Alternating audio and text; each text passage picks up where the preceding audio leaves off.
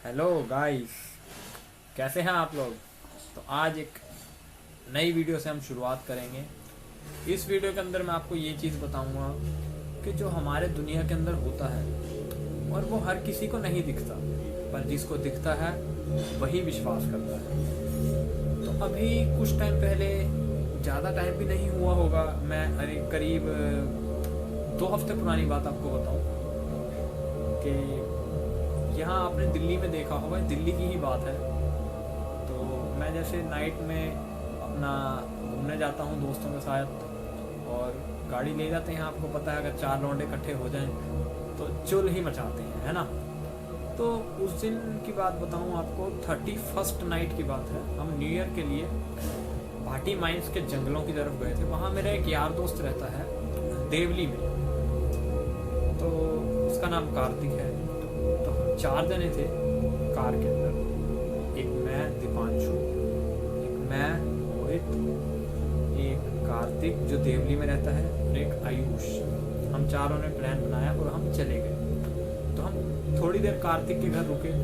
जब रात हुई तो हम अपना चले गए वहाँ से। तो उसके बाद क्या होता है कि वहाँ पर आप मानोगे, तो हम रात को चले गए। तो हम चारों ने प्लान बनाया कि अब जाके हम वहाँ पे थोड़ी जंगल में राइडिंग करेंगे। तो हमने 2-2 का ग्रुप बनाया।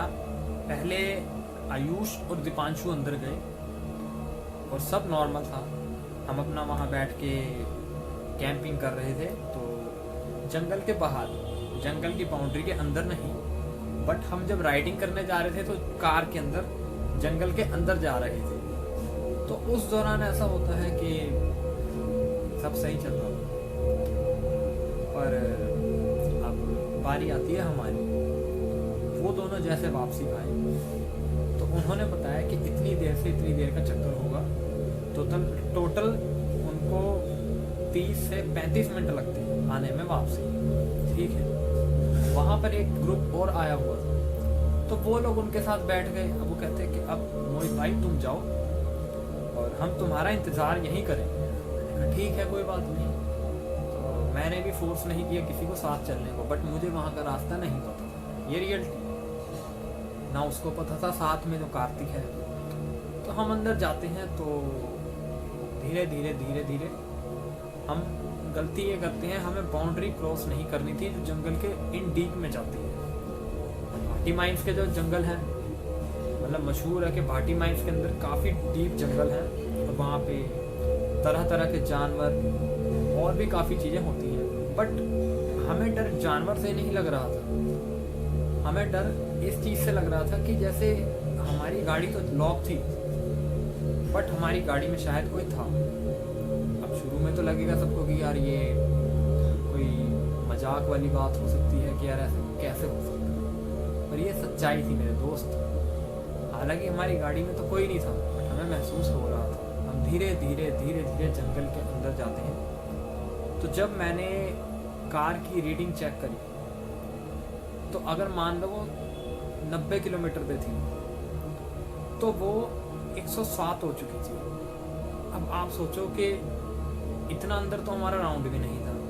हम 17 किलोमीटर अंदर चले गए थे, वो भी जंगल के अंधेरे में। और उस दौरान लाइट का भी रिफ्लेक्शन ऐसा था काले अंधेरे में कि हमें खुद को पहचानना मुश्किल हो रहा था कि हम कौन है। आप सोचो, इतना अंधेरा हुआ।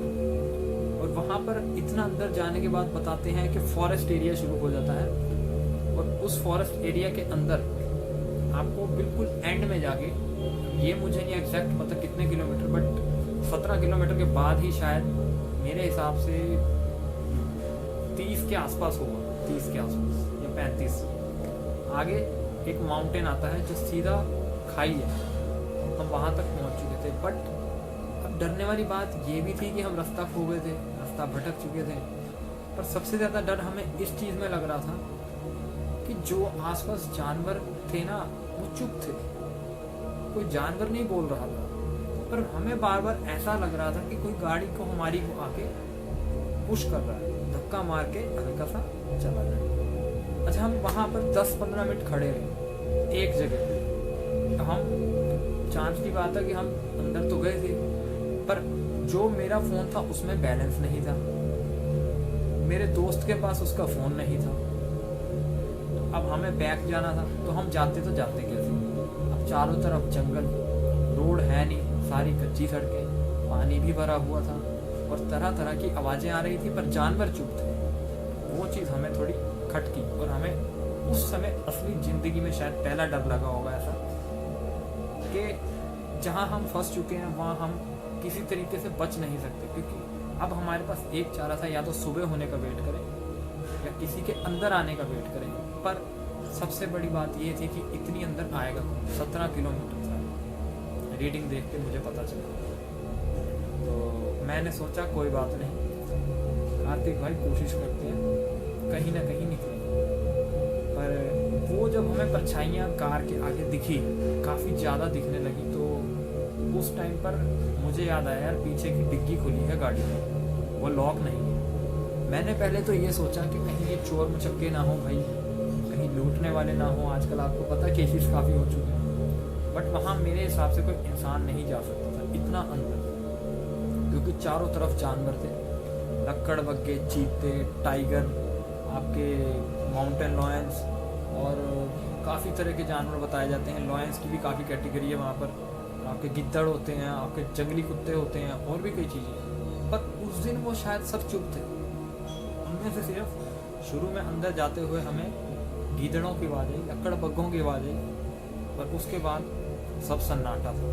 बट वो आत्माएं हमें टोटली दिख रही थी और मोस्टली ऐसे रूप में दिख रही थी जैसे आप ये समझें कि एक इंसान तो वो नहीं था, एक जानवर की शक्ल में थी वो चीज़। तो हम हैरान थे, तो वो साथ वाला भी डरा हुआ था। फिर उसने सोचा कि एक काम करते हैं, कहता मोहित भाई गाड़ी यार बैक करो। मैंने कहा क्या कर सकते हैं? फिर आप बैक करो, हम कहीं ना कहीं तो निकले। मैंने कहा देख ये एग्जैक्ट मेरे हिसाब से ये जो जंगल है शायद 60 से 70 किलोमीटर टोटल है, इतना गहरा है, बट 60-70 किलोमीटर इसकी टोटल लेंथ है। हम इसको अगर क्रॉस कर गए तो हम कहीं ना कहीं किनारे पे पहुंच जाएंगे। तो वो ये कहता है एक काम करो, आप गाड़ी यू टर्न लो, जहाँ से हम आए हैं वहाँ से टायरों के निशान जरूर आएंगे। यहाँ मेरे भी दिमाग में बात खटकी कि यार बंदे ने सही बात की, पर अब आवाज़ें कुछ ज़्यादा तेज आने लगी और उस टाइम मैं चला रहा था, उसको चलानी भी नहीं आती थी और मेरे हाथ काँप रहे थे गाड़ी चलाते। यार गाड़ी चलाऊँ तो चलाऊँ कैसे, मुझे इतना डर लग रहा था। बट जैसे तैसे मैंने गाड़ी खोली। फिर उस टाइम मैंने 50-60 किलोमीटर की स्पीड से जैसे मर्जी गाड़ी बैक दौड़ाई, फुल स्पीड में दौड़ाई। अच्छा जिस गेट से हम गए थे उस गेट से हम वापस गए। हम आए किसी से थे और गए किसी और गेट से थे। जब हम अपना सामने रोशनी दिखी, हम उस रोशनी की तरफ चले गए। रोशनी के पास जाने के बाद हमें पता चला कि अब हमें रोड मिल जाएगी। हम रोड पे जैसे ही एंटर करते हैं कोई चीज़ एकदम आती है, पता नहीं भगवान जाने वो क्या था क्या नहीं था। उसने हमारी गाड़ी को इतनी तेज़ धक्का मारा था, मुझे गाड़ी वहीं ऑन द स्पॉट रोकनी पड़ी। एकदम गाड़ी स्किट मारी, एकदम गाड़ी स्लिप कर गई थी गाड़ी। अब पीछे मुड़ के तो देखा तो कोई था नहीं। अगर कोई जानवर होता तो पता लगता कि यार आवाज़ आती कुछ।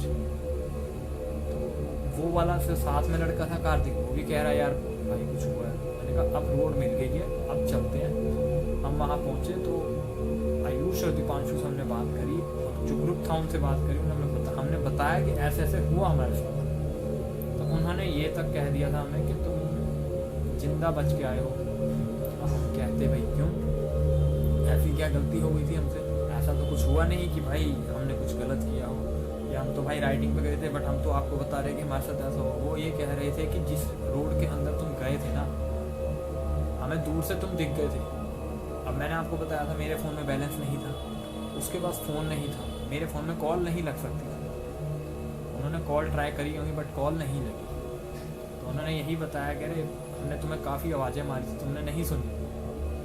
मैंने कहा हमारे तो शीशे वगैरह भाई सब बंद थे, तो हम कैसे सुन सकते थे इन चीज़ों को। तो उन्होंने बताया कि जब तुम अंदर जा रहे थे ना, हमें तभी पता चल गया था तुम गलत जा रहे हो, और वो रूट रात के लिए इतना खतरनाक है कि वहाँ से जिंदा आना बहुत बड़ी बात है। ये रियलिटी है।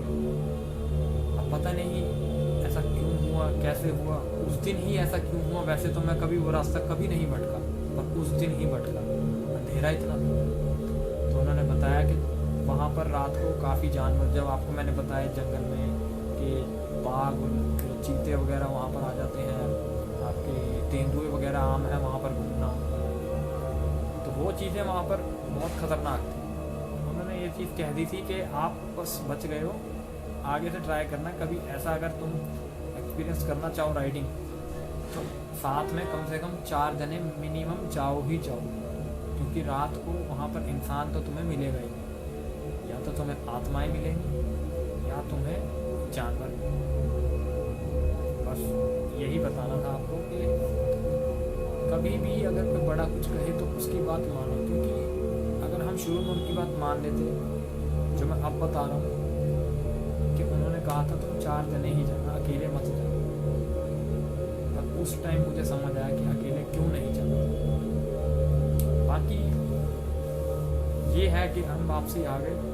अब आज के बाद कोशिश करेंगे कि ऐसी गलती दोबारा ना दोहराई जाए, कि साथ में एक ग्रुप हो तो बंदे को सेफ भी रहता है। अकेले जाना कितना खतरनाक था उस दिन पता चला, और ये भी पता चला कि इस दुनिया में हमारे अलावा भी बहुत कुछ रहता है, बट वो वहीं दिखता है जहाँ डर होता है, और बिना डर के वो आपके सामने भी नहीं, ये भी सच्चाई है। बाकी ये वीडियो यहीं पे हम समाप्त करते हैं। और वीडियो के एंड में मैं एक चीज़ ज़रूर बोलूँगा गाइस, कि अगर आप लोगों के पास भी ऐसी कोई स्टोरीज़ हों तो आप मुझसे ज़रूर शेयर करें। हो सकता है आप नहीं बोल सकते, पर आपके रूप में मैं यहाँ पर लोगों को वो स्टोरी दुनिया में आपकी तरफ पहुँचाऊँगा, है ना। ठीक है, थैंक यू गाइस, मिलते हैं अगली वीडियो में।